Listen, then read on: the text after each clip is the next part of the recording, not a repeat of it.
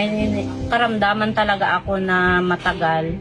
Talagang hindi ako makapiga ng sasakit talaga yung shoulder ko. Talagang hindi ko talaga maitaas. Kahit man lang maitaas na ganun, talagang sakit. Ako, sabi ng doktor, huwag kang kumain ng fats. Ngayon, kahit kumain ako ng fats, iniinuman ko nito para wala yung di ba?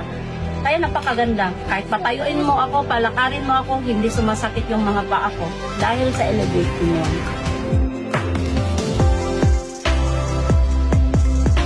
Ako si Anita Carriaga Cristobal, may-ari ng Shop 141, hinahawakan na store dito sa Central. Nasubukan ko na rin ito, Elevate in 1 at saka 8 herbs. Actually, si Madam Mina, binigyan ako ng 8 herbs noon, hindi pa ako member ng Tau Elevate. Sinubukan ko itong gamot na to.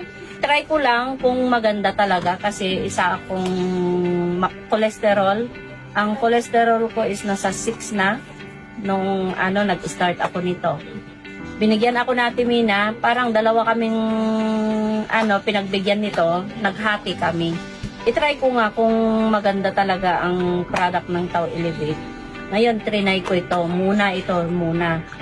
Tapos, naubos ko ito kasi may karamdaman talaga ako na matagal na hindi ko talaga sa sobrang sakit, hindi ko talaga kung anong gagawin ko. Nagpa-admit na rin ako sa hospital para lang ipakita yung nararamdaman ko kasi na frozen shoulder ako. Talagang sakit, talaga hindi ko talaga may taas yung kamay ko sa sobrang sakit. Ito sa right side na kamay. Kaya ang ginawa ko, nagpunta ako ng hospital. Sabi ko, ang sakit talaga, hindi ko na kaya. Ang ginawa ng doktor, binigyan ako ng Panadol at saka iba pang mga pain reliever. Ayun. Pero sabi ko, bakit ko ite-take yun? Kasi parang wala rin. Nagpa-acupuncture din ako sa likod. Pero wala rin nangyari.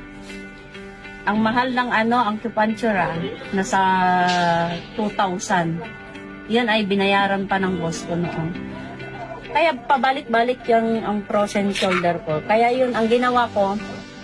Nung nalaman ko itong Tau Elevate, sabi ko kay Ate Mina, itry ko nga. Baka sakali dito ako gagaling. Kaya nung binigyan ako ng ayan, talagang binasa ko. Sabi ko, itry ko rin. Ngayon, naubos ko na ito, itrinay ko din ang Elevate in 1. Napakaganda ang Elevate in